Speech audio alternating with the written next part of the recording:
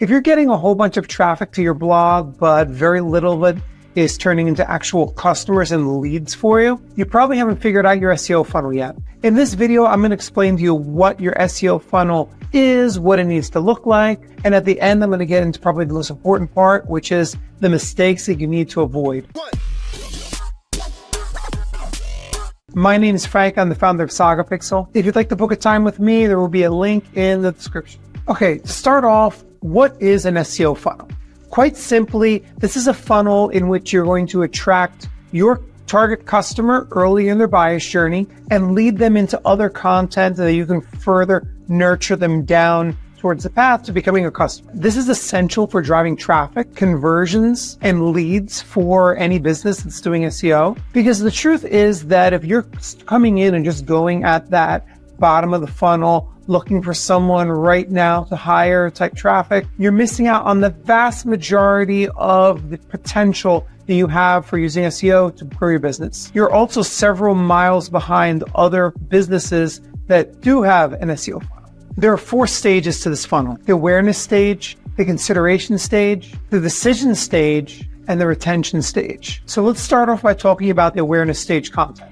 The purpose of this content is largely to make people aware of the solution or service that you offer as they're just beginning the process of becoming a customer of a company like yours. So let's say, for example, you're a medical weight loss clinic and someone performs the search, how to lose 10 pounds in 2 months. This very well may be someone that's never heard of GLP-1s, and it's an opportunity for you to present your expertise and some initial information about GLP-1s that could potentially help this person to achieve what they are researching on the internet. This is the thing though. The majority of the people that are Googling this are not going to read a blog on how to lose 10 pounds in 2 months and then hit the buy button and sign up for semaglutide. This is a buyer's journey that's usually going to require a little bit more nurturing, and you need a strategy to push this person from the top of your SEO funnel down further into consideration and finally towards making a decision to go with you over another clinic. You basically have 2 options here. Get people to sign up for your email list. This is not a video on email marketing, but there are plenty of those on YouTube, so go check a few of them out, or driving them over to your social media accounts. I personally have a strong preference for driving SEO traffic over to Instagram and YouTube. In the case of Instagram, you will have the potential to get in front of that customer virtually every day. And in the case of YouTube, even if the person doesn't subscribe, there's a good chance that you are going to show up on their For You page the next time they log into YouTube, if they engage with your content, that is. So make it engaging.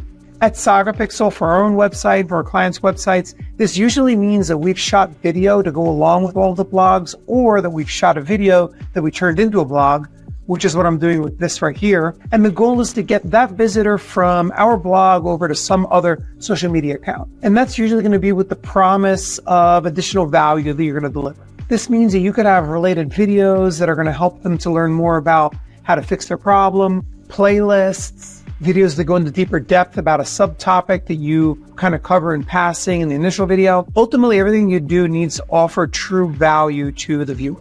The second part of the SEO funnel is the consideration phase. So great, you turn this person into a YouTube subscriber or an Instagram follower. The goal is to get them back over to the website. Now, your social media account should be entirely focused on delivering value to them, but you should also be peppering in things like case studies, in-depth guides, tutorials, and the like, as well as promoting new content that you've published to the blog. Ultimately, you want to get those Instagram and social media followers back over to your website to learn in more detail about how you might be able to help them.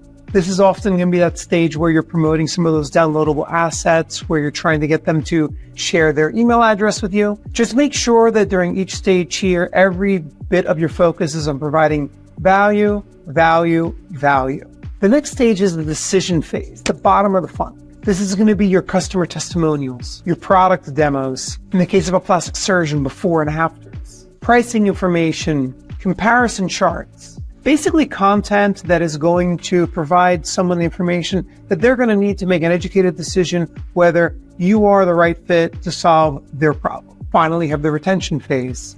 In this case, you have two goals. One is you want to keep them as a client, again, directing them back over to your website and your social media accounts to continue establishing your expertise, making them realize that they made the right decision to hire you. You want to try to turn them into an advocate for you, see if you can get a testimonial for them that you can put on your website. And all in all, you want to get them to feel like they are now part of a community. Now, here are the 4 most common mistakes that people make when they're putting together their SEO funnel. Number 1, they fail to create content for each part of that funnel. They'll create all kinds of blog content answering every possible question that someone may have about losing weight or GLP-1, for example, but they never bother putting together actual case studies, before and afters, pricing guides, or basically anything beyond just getting in front of that person for that one thing. Mistake number 2, poorly executed calls to action.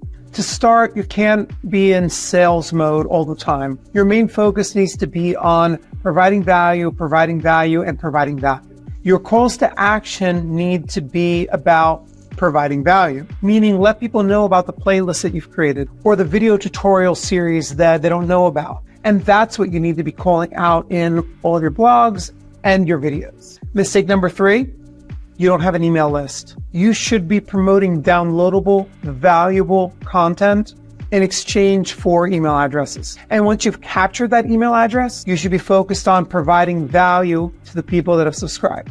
And mistake number 4, failing to think at all about conversion rate optimization on your website. You may have all of this great content, you may have great testimonials or downloadable assets, but if you're not testing how to put those in front of people and how they best react to them, engage with them, you really are missing out.